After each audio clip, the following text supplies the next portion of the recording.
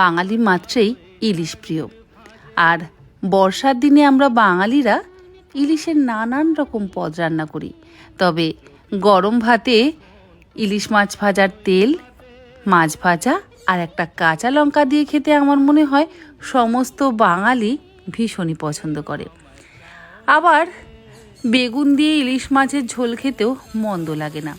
কিন্তু কেউ কেউ ইলিশ মাছটাকে হালকা ভেজে নিয়ে তবে রান্না করেন। তবে আমি আবার ইলিশ মাছটাকে কাঁচাই রান্না করি। আমার মনে হয় কাঁচা ইলিশের ঝোলের স্বাদ একেবারেই আলাদা হয়।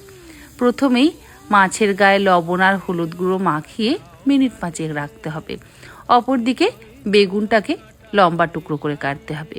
বেগুন কাটা হয়ে যাওয়ার পর কড়াইতে সর্ষের তেল গরম করে তার মধ্যে কাঁচা লঙ্কা আর কালো জিরে ফোড়ন দিয়ে টুকরো করে কাটা বেগুনগুলোকে একটু লবণ আর হলুদ গুঁড়ো দিয়ে ভেজে নেওয়ার পর তার মধ্যে অল্প একটু কাশ্মীরি লঙ্কার গুঁড়ো, আবারও একটু হলুদ গুঁড়ো আর একটু জল দিয়ে কষিয়ে নিয়ে তারপরে পরিমাণ মতন জল, লবণ আর হলুদ গুঁড়ো মাখিয়ে রাখা কাঁচা মাছ দিয়ে তার মধ্যে স্বাদ অনুসারে লবণ আর কাঁচা লঙ্কা দিয়ে মিনিট 5 ফুটিয়ে নিলেই তৈরি বেগুন ইলিশের ঝোল।